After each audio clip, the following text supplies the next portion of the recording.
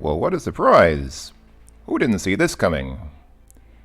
I know that everyone thought that the game that I described as one of my all-time personal favorites and one of the best games ever, I know everyone thought that it was Don't Poop Your Pants, or maybe Super Duper Pooper.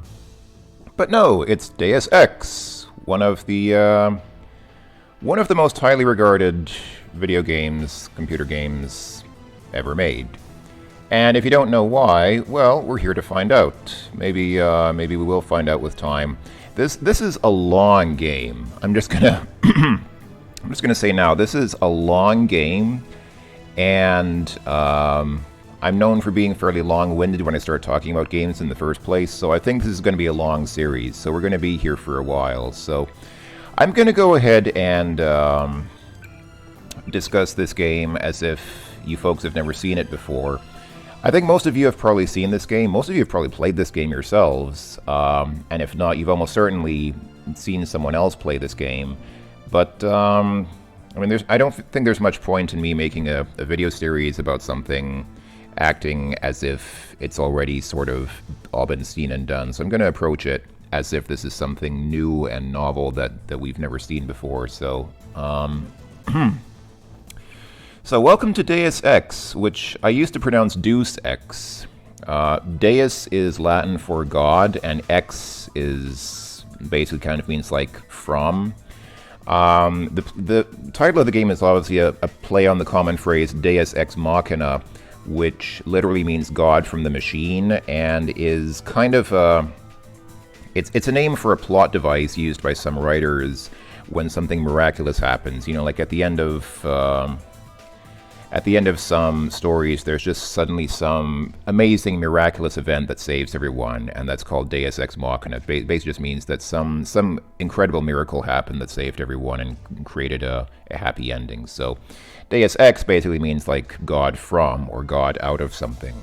And I think we'll probably discover more about what that means as we play the game, assuming that we get very far in the game without me talking over it constantly. So let's go ahead and take a look at the settings here. So keyboard and mouse, this is just the keyboard definitions. I might want to change some of these because these are made with a regular English US keyboard in mind, and I am playing with a German keyboard now, so it would probably make sense to remap some of these. Like, for example, in my testing, hold on, what do they have for reload? Yeah, reload weapon here is supposed to be semicolon. On my keyboard right now, that's actually recognized as one of the umlauted letters. I think it's the E, or is it the or the U, one of those. So I probably should remap some of these eventually, but let's see how it goes. Controls. Funnily enough, these first two are by default reversed from how I have them here. So I have always run disabled because I don't want to always run. This is not a running game, you know. This is a game that I tend to try to play stealthily. So I don't know why they have always run activated. I guess because people want to move faster, but I actually tend to move kind of slowly through this game. And toggle crouch is also deactivated by default because I guess people don't crouch for very long, but I often crouch for extended periods of time in this game, and so I don't want to have to keep holding down the crouch button, so I keep toggle crouch on so that I can just stay crouching without holding down a keyboard key. Inward mouse, we don't need mouse sensitivity. I think 3 is fine. Make it more sensitive later if we need to, but let's see. Game options. So, object names. Yeah, the name of the selected object in the world will be printed. Sure, why not? Weapon auto reload is probably a good idea. I mean, sure, why not?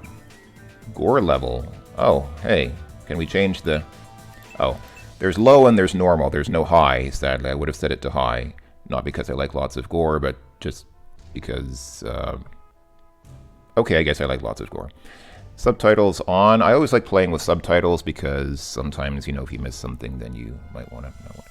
Crosshair is visible. Sure, I mean, let's have a crosshairs. Why not? Yeah, let's show everything. I want to see everything.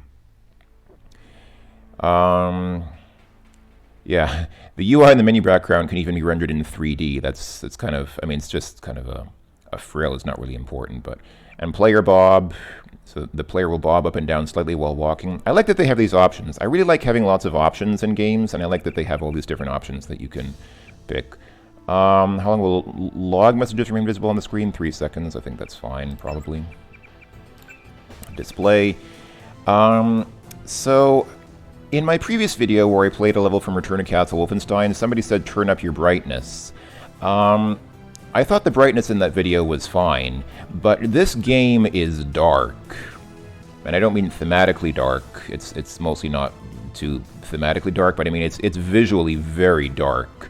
I have the brightness here turned all the way up, and I worry that even that might be... I think that the brightness defaults to something like 0.60, 0.6, and like I said, I've cranked this up all the way to the top, so it's 1. I think that even this might be too dark for some people, but it doesn't get brighter than that in this game. I'm sorry, folks. Obviously, full screen mode. I have this in a window because I'm recording it. Normally, I play full screen, obviously. Rendering device. Here is something interesting. So, I'm not going to click this because this will cause the game to exit, and you have to go through a whole setup screen to choose a different rendering device. But let me just say something quickly. I'm doing something fairly insane here, and playing this game in software rendering mode. The game does support Direct3D and OpenGL. Both of those work mostly, but they have problems. The problem with Direct3D is, and this appears to be a common problem because I saw other people online complaining about the same problem, if you play using the Direct3D renderer, the brightness control does not work. You can set this to whatever you want. It will not change the brightness in the game, and so the game remains too dark if you play using Direct3D. If you play using OpenGL, the brightness slider works fine, but for whatever reason I couldn't get OBS to pick up the game. Like, OBS doesn't actually record... I don't know if OBS just doesn't record OpenGL games, period, or what, I don't know, but I just... the game works fine in OpenGL, but it just... I couldn't record it using OBS, the recording software that I use to make these videos. So, software mode works fine. The disadvantage is also just that you don't have 3D acceleration, and I thought it might be too slow, but it seems to work fine. I played the game for a little bit, it seems to move all right. I'm probably not getting 120 FPS or something like that, but I don't really need it for this game, or any game actually. So yeah, screen resolution is 640 480. That's pretty, you know, it's fairly low by today's standards, but it's fine for me. Texture color depth can be, I think, 16 or 32 bits, so 32 bits is fine. And then detail is high, detail texture is on, decal is on. Yeah, I mean, this is a game from 2000, so my laptop that I'm running this on is not particularly souped up, but it's fast enough to handle top level settings from a game from the year 2000, I think, I hope. Colors. This is where you can actually customize the colors of stuff like this, you know, the menus and the message windows and things like that in the game. I'm not going to mess with that. I'll leave those at the default. And then sound. I spill my drink. Yes, that wonderful sound clip. I'll play that again. I spill my drink. I love that so much. That's awesome. So, balancing out your sound levels is always one of the hardest things to do. Well, not always, but often one of the hardest things to do when making a Let's Play, because you know, the voice of the speaker is usually competing with the sound level of the game, and especially in a game like this where there's voice acting. This is one of the reasons why I tend to avoid voice acting in games, because the sound of the voice actors needs to be at about the same level as the voice of the Let's Player, but the other sounds in the game shouldn't be that loud because they're going to drown out the Let's Player's voice when he or she is speaking. So I appreciate that this game has controls for music volume, speech volume, and then volume of other sounds. So you can see what I've done is I've got the music down to 3, which I think for the video keeps it at a fairly comfortable level, so it's kind of in the background. You can hear it, but it's not overwhelming. Sound effects fairly loud because, you know, you want to be able to hear the sound effects. And this game doesn't have that many sound effects anyway. So, you know, when you do hear sound effects, you want them to be distinct and clear. And then speech at the top, because the speech should be at about the same volume as my own voice. So I hope that this is a good balance. I'm open to feedback if people think that the voices or other sounds are not well balanced. We can tweak these settings, obviously, but I think what we have here is okay. FX channels can be maximum, sample rate can be maximum, sound quality can be either 8 or 16-bit. Reverse stereo, no. Dolby surround sound, I wish. Hardware 3D support, I actually don't know if I have hardware 3D support, but I'm playing with just headphones anyway, so it doesn't really matter. So that's it, that's the game settings. I've spent 10 minutes talking about the game settings. So, you can do the training or just go into a new game. Let's do the tutorial, for a couple of reasons. First of all, because, well, you know, you don't want to skip the tutorial. And secondly, there is a little bit of background here. This is mostly about the mechanics of the game, but I think this is a good way to get introduced to the game world and some of its characters, because you will see some of the characters from the game in this tutorial. So let's do this. I think this is definitely a good place to start. Here we go. UNATCO Training Facilities, Continental United States. And what is UNATCO? Well, we'll find out soon enough, probably. So let's see. Can I... Yeah. I figured you'd be sick of drills by now. Hopefully our training exercises will be more interesting than what they've had you doing at the academy. So that is Jaime Reyes, or I guess Reyes probably. Everybody just says Reyes though in this game. So Jaime is a doctor, like a medical doctor, and he is our guide for this tutorial because, you know, a doctor is the logical person to train a soldier or a counterterrorism officer. So what is UNATCO? Open the door by clicking the right mouse button. The right button uses items in the world. You can tell it's a very realistic training simulation scenario when they tell you to open doors by clicking mouse buttons. This is also how soldiers open doors in the real world. They click the right mouse button. So, you know, when some guys in boot camp are learning how to fire their rifles and things, they tell them, yeah, click the right mouse button for that, or the left one. So UNATCO that's the logo of UNATCO. It looks kind of like a cross between the blue background with a circle of yellow stars looks a lot like the European Union logo, and then that star in the middle is kind of American, so it's kind of a cross of American and European influences maybe. But it is the United Nations Anti-Terrorist Coalition. It does not exist in real life, as far as we know, but it exists in this game, and we are an agent of UNATCO. We are an agent of an anti-terrorist organization. So let's do the right thing and click the right mouse button to open these unlocked doors. There we go.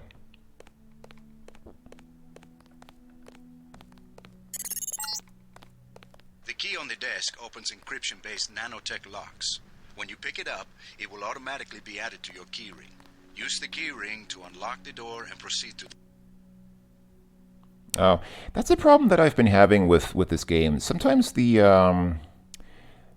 audio just cuts out a couple of seconds before the end of the message. I do not know why. If anybody knows why that might be happening or how we can fix that, please let me know, because it's not that bad because you can read the text on the screen anyway, but it's kind of annoying. I don't know why sometimes it does that. It seems to do it for longer messages.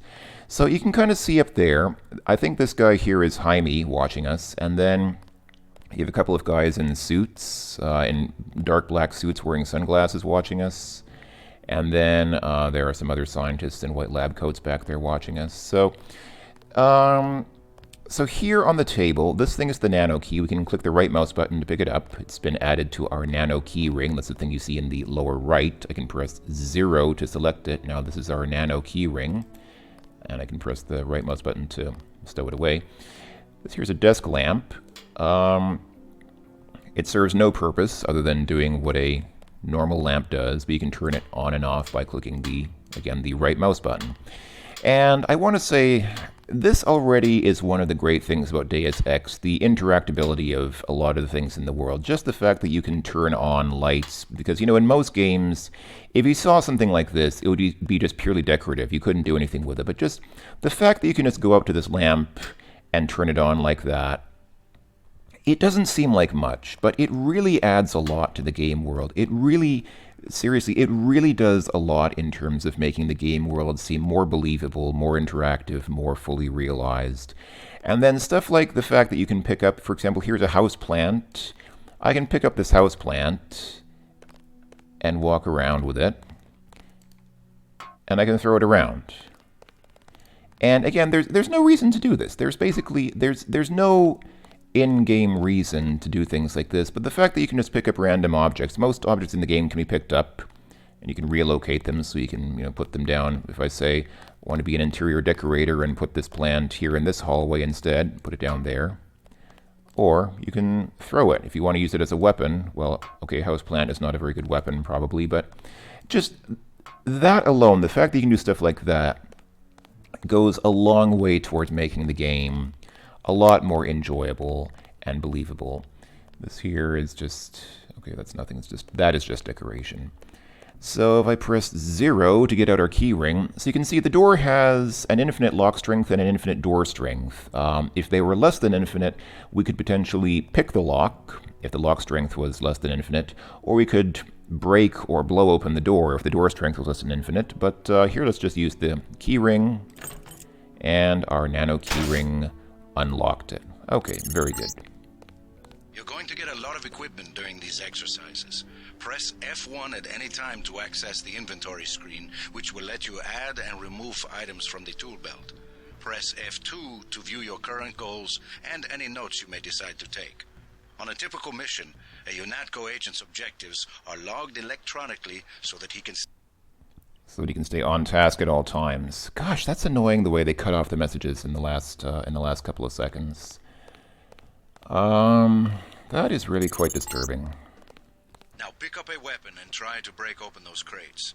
One of them's indestructible, but the others contain things you might find useful. Yeah, it seems to depend on the length of the message. I think the longer the message, the sooner it cuts it off. Anyway, so here we have a combat knife and a crowbar. Now, I don't know how clearly you can see them because it's kind of dark. I can press F12. Let me press F12. That's the thing in the upper right. See the thing in the upper right with the sort of... there we go. Now you can see it's a lot brighter now. But the downside is that this uses up our bioelectric energy. In the upper left, that green bar that's labeled BE, that's bioelectric energy. That crowbar is kind of clipping into this table. I think that's a problem with the software rendering because I don't remember seeing that before. Let's go ahead and pick up this crowbar. And yes, I'm pretty sure that it is supposed to look like Gordon Freeman's crowbar.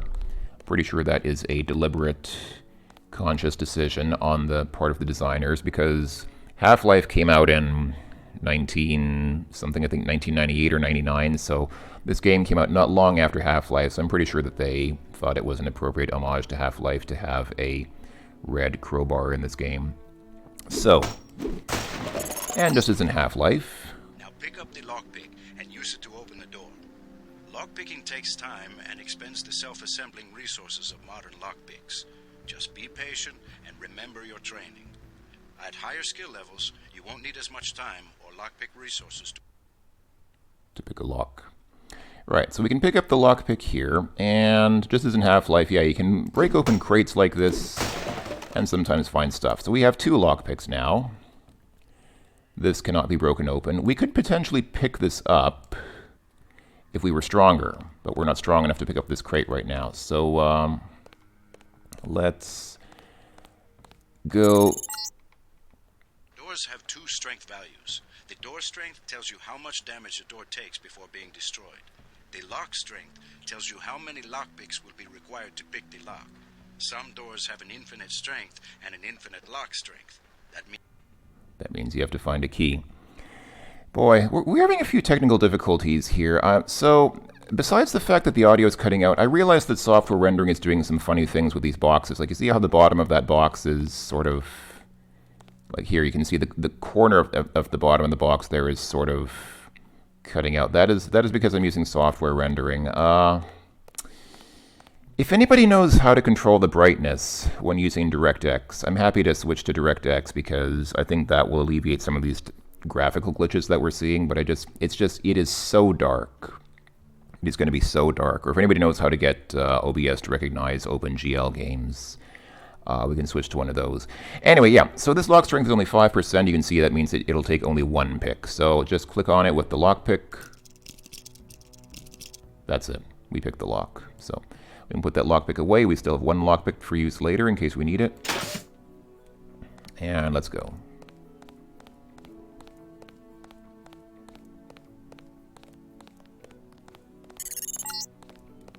The code to the door has been stored in that data cube.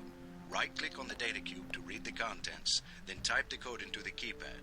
You activate the keypad with the right mouse button, just like you activate a data cube or any object in the world. Okay, so this is a map of the world. It seems like this map is not too wildly different from our present world. This game is a near future scenario, but it's not that far in the future, so I mean, I don't see any country borders that look significantly different from the world today. Of course, it is a bit low resolution, but anyway, so here we go. So here on the table we have this thing. This is a data cube. We'll make this one easy for you. To open the door, use the code 0012. Got it? Hi me. All right. So over here we have a keypad, and we can also bypass this with electronic multi-tools if we had them. We would require 2 tools for that, but we don't have them yet. So let's go ahead and just punch in the code. You can click on these buttons with the mouse, or you can use the your actual computer keyboard. Nice. Okay. Use the disposable multi-tools on the table to hack the keypad up ahead. A multi-tool's resources are finite. When a tool is depleted, it becomes useless. The manual describes other uses for the multi-tool. At higher skill levels, you'll need less time and multi-tool resources to hack a given device. Right, so so there's a book here, and this book talks about the usage of multi-tools. Seems like the book should have more than just this one paragraph or 2 paragraphs in it, but yeah, multi-tool is not really a tool at all, not in the usual sense of the word, but a disposable electronic device that utilizes electromagnetic resonance detection and frequency modulation to dynamically alter the flow of current through almost any non-hardened circuitry.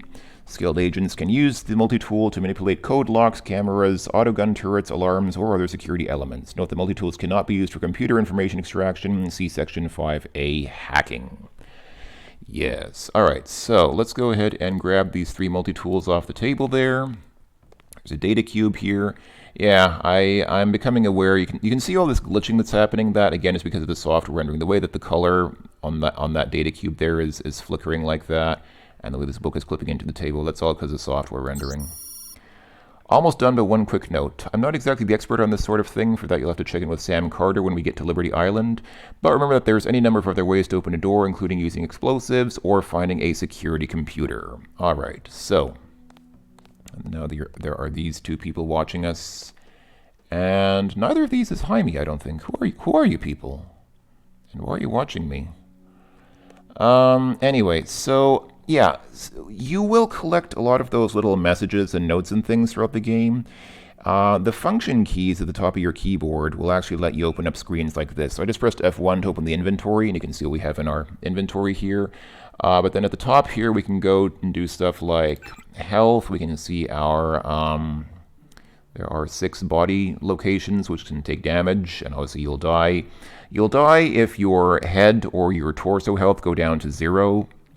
For the others, you don't die, you just stop. Like if your legs go, you stop being able to walk, you have to crawl around. And your arms, I think, it actually tells you here, loss of both arms will render it nearly impossible for an agent to present even a nominal threat to most hostiles. I don't know if that means you can't carry weapons or what. Actually, I very rarely get into a situation where my arms go down to 0. Usually the torso or head will go down to 0 first because most enemies will aim for your head or torso. Anyway, skills. Oh yeah, we'll see more about this later. Goals and notes. Right now we don't have any goals because this is just a training mission. But down here are all the notes. So this will end up being a huge long list of all these codes and passwords and things and notes and things that we end up picking up. They'll all just be gathered here throughout the game, and this will end up being a huge list. It becomes a little bit difficult to keep track of because you're going to have like this huge list of all these notes just jammed up in here, but such is life. Conversations, so here you can review any conversations that you might have had. Well, these are not conversations, these are just monologues from Jaime, but they also show up here. Images, we don't have any right now, and then logs. Right, this is basically in-game messages that show up. So you can see there's a lot of information. I really like the game's interface because it gathers all the information here for you to review, and that's actually very important in a lot of games, but particularly in this game. So this door, oh, this door does not even get highlighted. Okay, so we have to interact with the keypad. We could theoretically guess the code because, oh.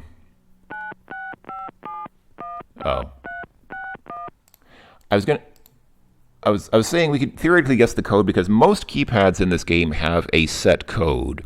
And so if you're really, really stingy, you could theoretically just try all possible combinations. Like if it's a four-digit PIN code, then you could just try all 10,000 combinations, or you could look it up online because the internet does have lists of all the codes in the game. But this keypad does not have an actual code. This keypad can only be bypassed by using a multi-tool. So let's go ahead and do this. There we go. Access granted. All right, and we still have 2 multi-tools. We probably won't need them though. I'm here to pick up all munitions and equipment. Thanks for the cooperation, Agent. This guy took our. This guy took the lockpick on the 2 multi-tools. Done yet? Yeah, I didn't say I was done. I'm just here. Inspecting you, sir. All right. So now we go to medical. Lying in front of you is a brave cadet who volunteered to be rendered unconscious for this next training exercise. Highlight and search him to find the key to the medical room. Afterward, pick up his body and place it on the medical table so that one of my aides can revive him once the exercise is over.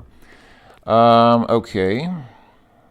All right. So there's a Nano Key that we got from this guy's body. So that's basically just telling you how you search dead or unconscious bodies. Just walk up to them and click the right mouse button.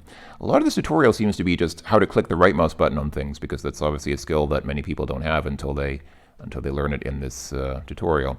Okay, and so when you first click the right mouse button on a corpse or on an unconscious body, the game will tell you what you got from the body, if anything. And then if you click a second time, then it picks up the body like this in an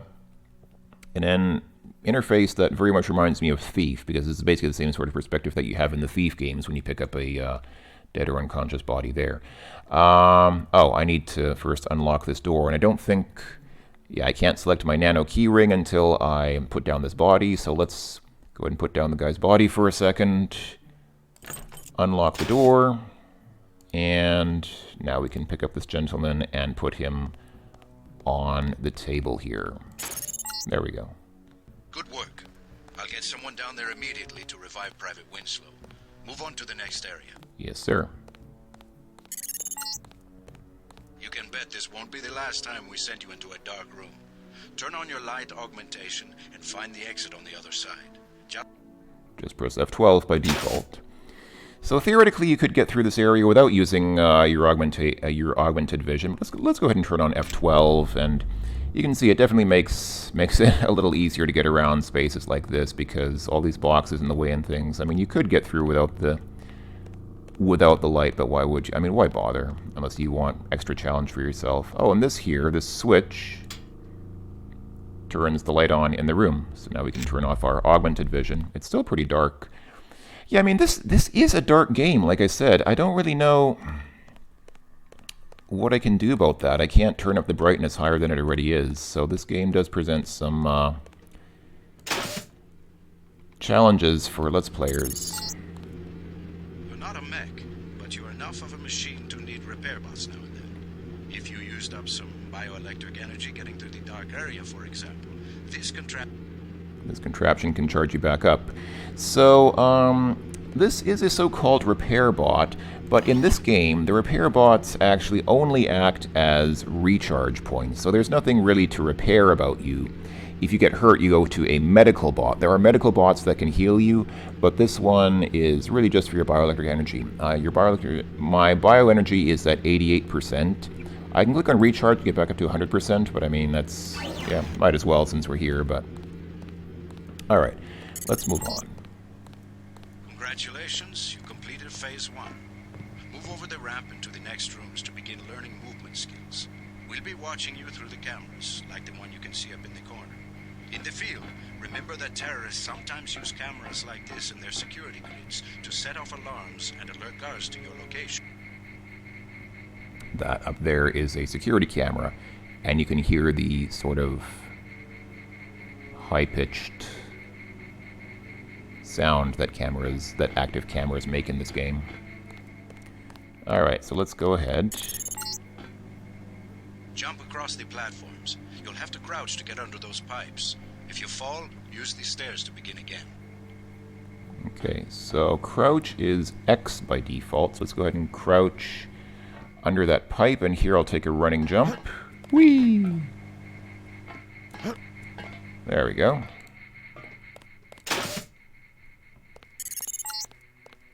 You need to go through the door up ahead, but it's blocked. Those wooden crates are too big to jump and too heavy to lift, so use the metal crates near the wall to build steps. To pick up a crate, walk up to it so that it highlights, then click the right mouse button. To drop something you're holding... To drop something you're holding, you can press the tab key by default. So if I'm holding this box, I can press tab to do that. Actually, that's not really much different from... So if I click the right mouse button. So yeah, so you can click the right mouse button. I thought tab might drop it, but it really doesn't drop it, it throws it. So yeah, so you can throw things around like this, and they will land on other things like that if there's something else to catch them. So what you can do, for example, and you can push this one around. So this one is too heavy to lift, but you can push things very slowly if you kind of run up against them. You can see I'm very slowly pushing this thing forward. I don't think I need to do that, though. I can just pick up this, and there we go. And now I can jump onto that. And wait, hold on. Sorry, wrong place. So jump onto that, and then onto that, and onto that, and here we go. And this is the door that we needed to get to. Now, go up the ladder at the other end of the room. By default, you look up and use the arrow keys to climb. Yeah, so going on ladders is fairly straightforward in this game, just as in most games of this type. You just touch the ladder and automatically start climbing it. We get some complaints about this swimming obstacle because the water's contaminated. Recruits forget to grab the hazmat suit and end up in my office. Not pretty. Or they forget that they have to put the suit on by selecting it and pressing the left mouse button. Remember that the hazmat is disposable. You can wear it only once, and it operates only for a fixed duration. Use the ramp on the other side of the pool to climb out. I don't think that's very realistic. I don't think that hazmat suits in real life only last for a limited amount of time, or at least certainly longer than a few seconds. But yeah, in this game, a hazmat suit is kind of like the hazmat suits in Doom, for example. You just... So you pick it up, and then you have to select it, and then click the left mouse button to activate it. There we go. Hazmat suit is active. Now I can swim through this toxic waste to the other side. And actually, see that 25% absorb in the lower lift? The suit is really only... The suit really only absorbs 25% of the toxicity of the waste anyway, so it's not even all that great of a power-up. It is possible later to have hazmat suits absorb more radiation or toxicity, but yeah, at the beginning, I mean, 25% protection is not that great. So I'm just going to wait for the suit to wear off so that we don't have to hear that sound.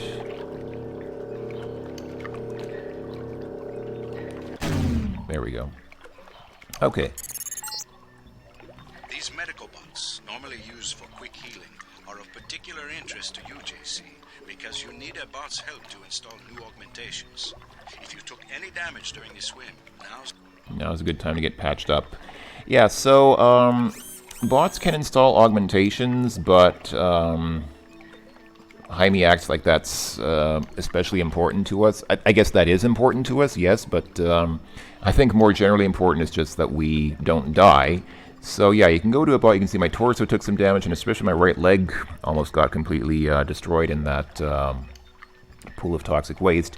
So you can click on the torso and on the right leg to heal things individually, or you can just click on heal all, and that's it. The bot can heal up to 300 units at a time, and then if you need more than 300, you can just wait 60 seconds, and then it can heal another 300 units after 60 seconds again. So here under Augmentations, we could install Augmentations if we had any, but we don't right now, other than the 3 default ones. These 3 you start the game with. So this is the one that identifies friends or foes, so it basically changes the crosshairs to be green or red, depending on whether the crosshairs are over a friend or an enemy, respectively.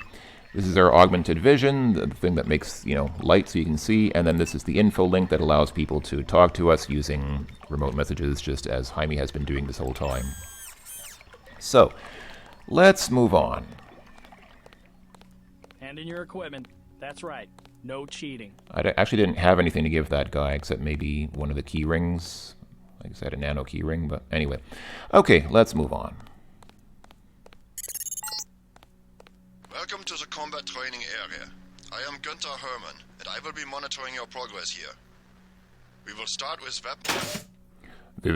weapon familiarization. Your first exercise will be to learn a little about aiming and targeting. Step up to the shooting range to the west. To the west? Oh, im Westen nichts Neues. The targets are released by using the buttons on the counter. Release the first target and take a few shots with one of the pistols until it is destroyed. Notice the targeting reticle appears when you aim at a target. I will notice this. Thank you for telling me. I will notice it now that you have said so.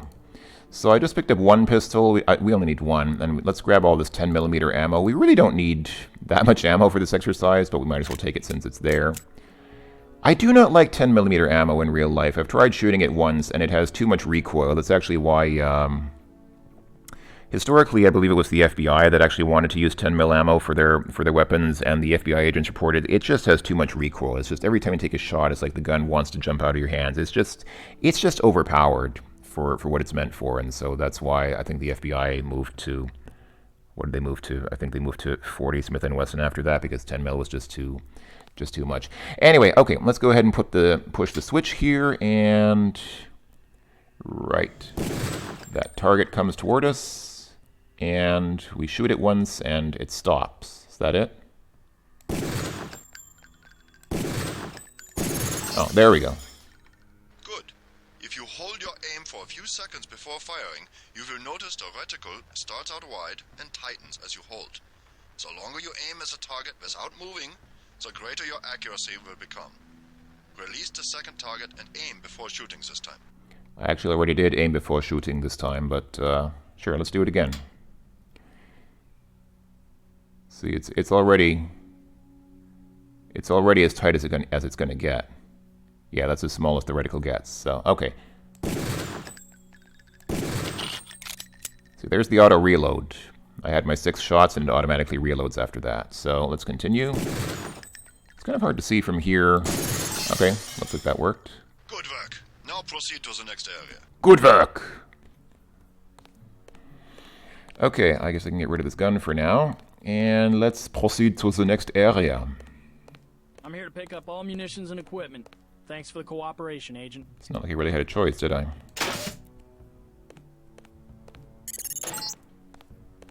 This is a rifle range. Here, you will learn one of the ways skill level makes a difference in your accuracy. Step up to the shooting range.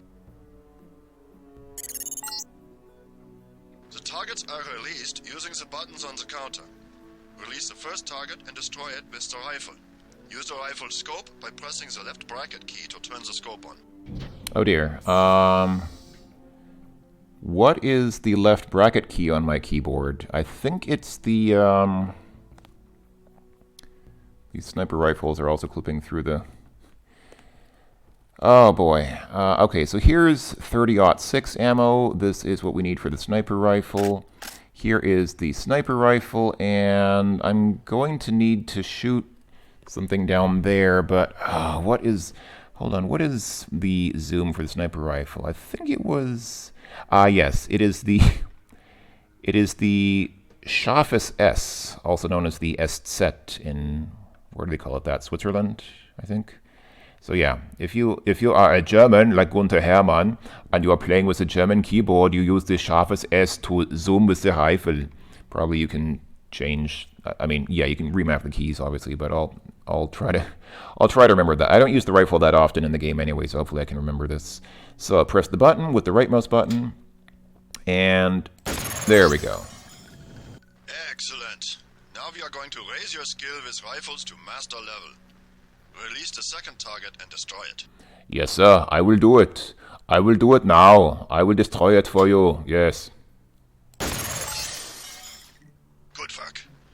As you can see, higher skills give you better range, accuracy, and effectiveness. Proceed to the next area when you are ready. So, the first time I took a shot with this rifle, the recoil was massive. That's why the mouse went up like that. I didn't move the mouse up. The recoil from the rifle moved it way up. But the second time, there was almost no recoil effect, and you probably didn't see it very well. I didn't even perceive it very well, but the first time around, the rifle was a little bit more wobbly. It was kind of, you know, there was that auto wobble caused by being a little bit shaky with the rifle, and the second time, it's just rock steady. It doesn't move by itself at all.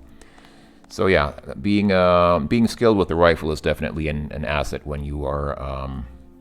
He's talking about these skills here. Oh, my rifle weapon skill is still at master.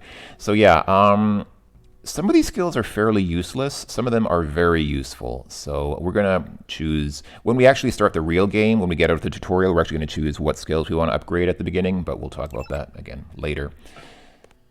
So. And in your equipment. That's right. No cheating. I ain't cheating, partner. I ain't a cheater. I play legit.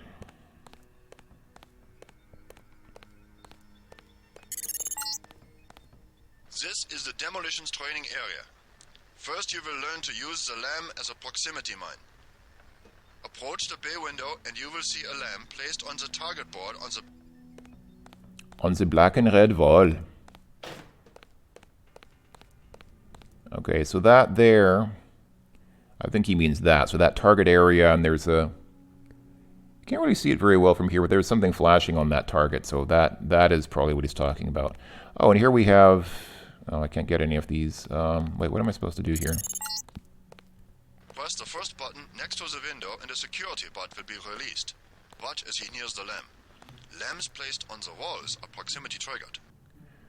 Right, so LAM, or a lightweight attack munition, is, yeah, that's a LAM there, that thing there. And there's a security robot there, so how do I, where's this button that he was talking about? Oh, here. Duh. So we press this button, and watch what happens. The robot begins to walk.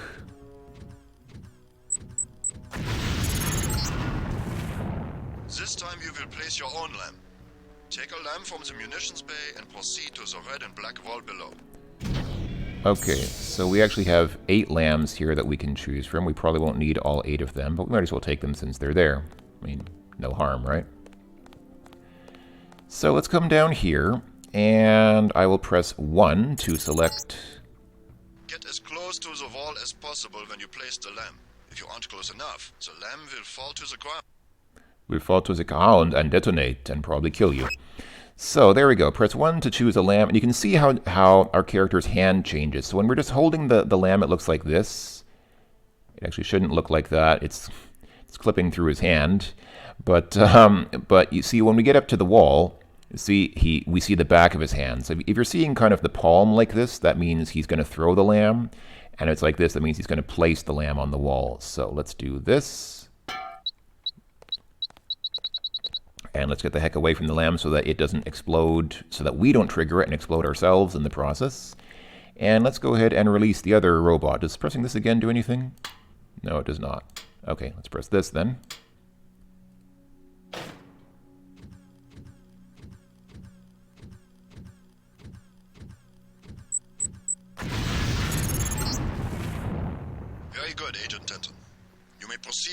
next area for more demolitions training. What, more demolitions training? As if that wasn't enough. Alright. Oh, we don't go through here. We go through here. There we go. You'll need a few extra lambs for the demolitions area. Here, catch. Thanks, buddy. Now I have 10 lambs. Usually that guy takes stuff away from me. Now he gave me more, so now I have 10 lambs. Wow. Next, you will need to breach the doors in the hallway. Throw a lamb down to the end of the hall. Once it blows, proceed down the corridor. Okay. So we could place the lamb on the wall and try to trigger it, but let's just throw it. So let's stand back here and toss it like that. There we go. Notice how the wooden door was destroyed and the metal and barred doors remained. Remember this for future reference. Beyond the destroyed door, you can see a damaged piece of wall. You can also breach with a lamb. Try that now. I hurt myself a little bit with that lamb, but it wasn't too bad. Oh dear. Excellent. Notice that the wall is open. Yeah, I noticed. Look for other weakened walls, such as this, and your lamb and other explosives will allow you to breach them. Continue through that breach and on to the next section. The lambs bounce a little too much. I was a little too close both times. I didn't anticipate that the lambs would go that far and bounce that much, but we survived. Got to start the next section without arms or tools. Rules are rules. Yes, sir. The area beyond the door is the grenade defusing facility. Here you will learn how to remove planted explosive devices. Okay. At each of the corners of this area, you will find a lamp planted on the wall. You must disarm and remove all 4 lamps before you can proceed to the next section of training. You will need to move up to the lamp quickly and to defuse it by right-clicking. A second right click will remove the lamp from the wall. So we have 4 lamps here. They're all active. You can see that because they're flashing. I know this resolution's a little hard to see the flashing, but they're definitely flashing. So you have very little time. This is a bit tricky sometimes. You really have to run up to them and just very quickly click the right mouse button on them to defuse them. So let's try it here. Yeah, you heard it starting to beep. When they start to beep, that means they're about to go off. So you really have to be quite quick. So that's one. If one of these blows up, will it actually kill me? I don't know if these are I don't know if in the training if these are one-shot kills or if they actually. Let's not try it. And here. Oh, I already have 10 lambs, so I can't pick up any more. All right, that's fine. Whoa.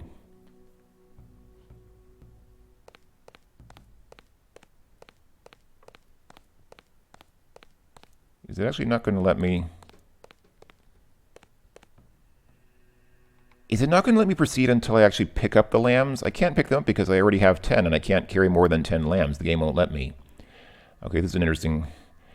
I wonder, can I just blow them up to...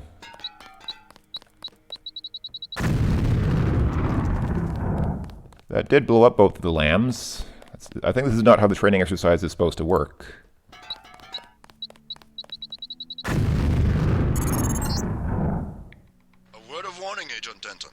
This was a simulated experience. Real lambs will not be so forgiving. You may proceed to the next area. Okay. Good to know. Thanks.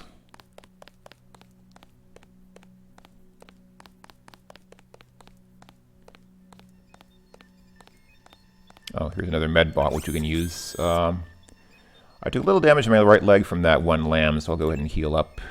Okay, we're good. We're okay. I'm here to pick up all munitions and equipment. Thanks for the cooperation, Agent. You bet.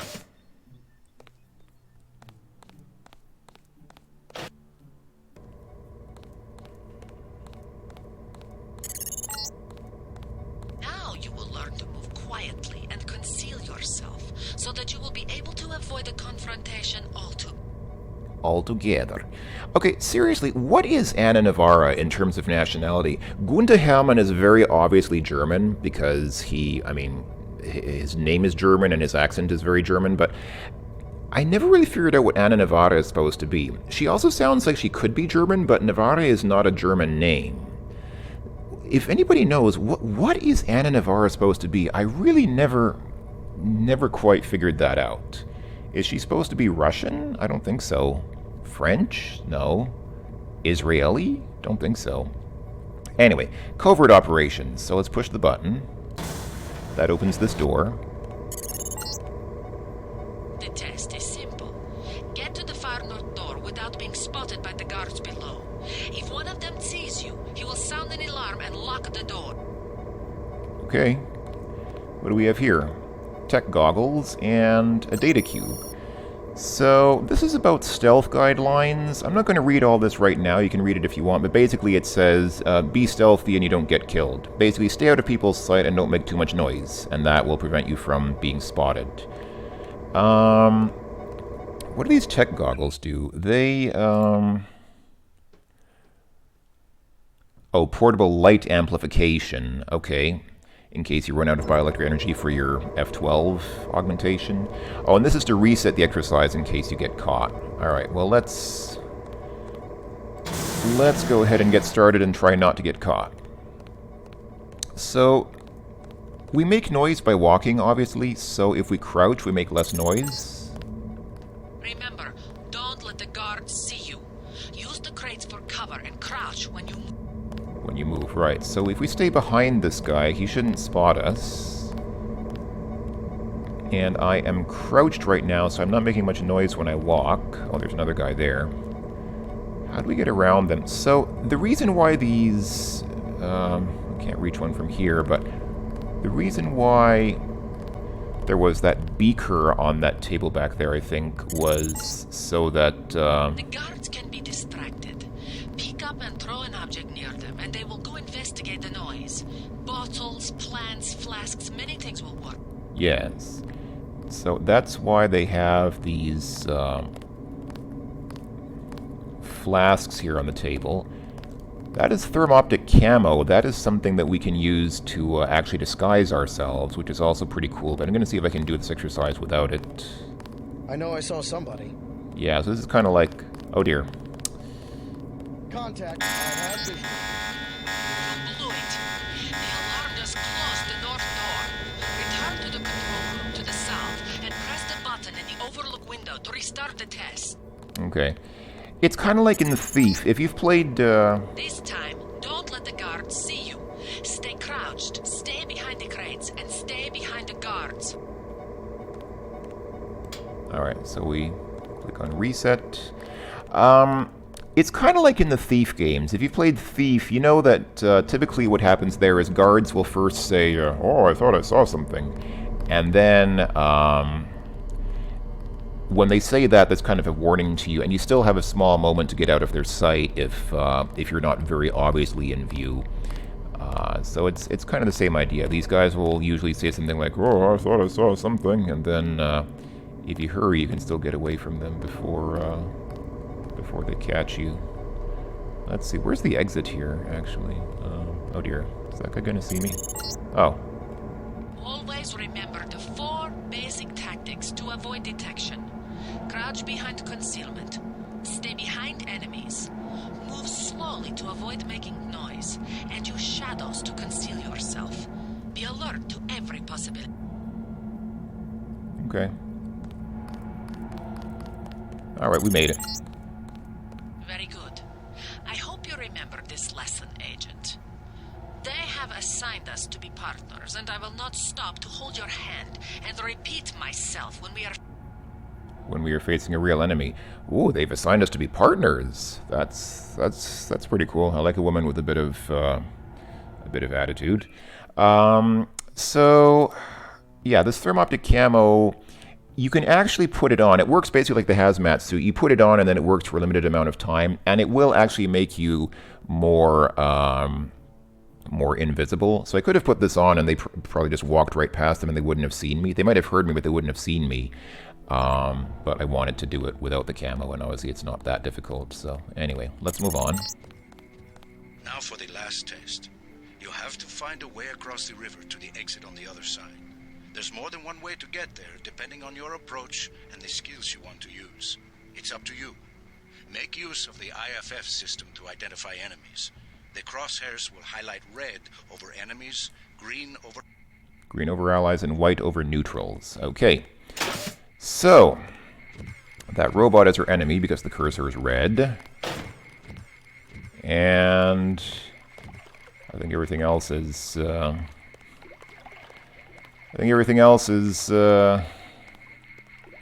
neutral. Well, I mean, not neutral. I think everything else here is non-sentient, like not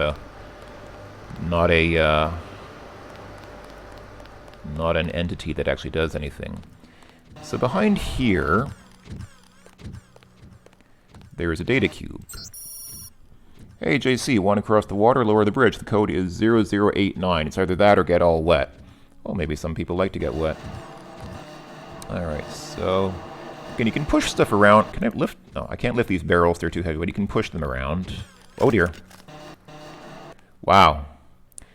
That was close. That robot made an arming sound because it saw me, but it didn't go into attack mode. Like another second and it would have started shooting. So, we could swim. I mean, obviously we can swim in this game. But let's try extending that bridge and see if we can get to the other side without, again, getting all wet. So, the robot is gonna go back the other way in a second, and I will try to sneak behind it and activate the bridge while it's gone.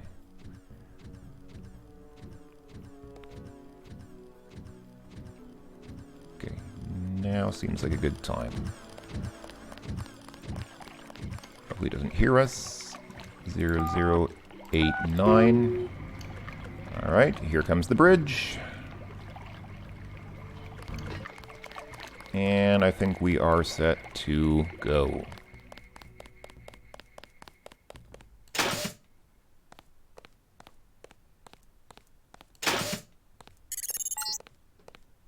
Step up to each hologram for more info. When you're through, go out the opposite door. Okay, so here we have a little museum. I guess that was the end of that test. So here we have museum. A museum. A deployment of UNATCO troopers is the central component of all UN peacekeeping occupations. Right, so this is a regular UNATCO UN peacekeeping officer, soldier.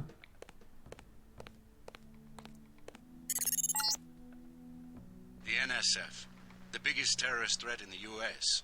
This national militia group thinks it is fighting the Second American Revolution.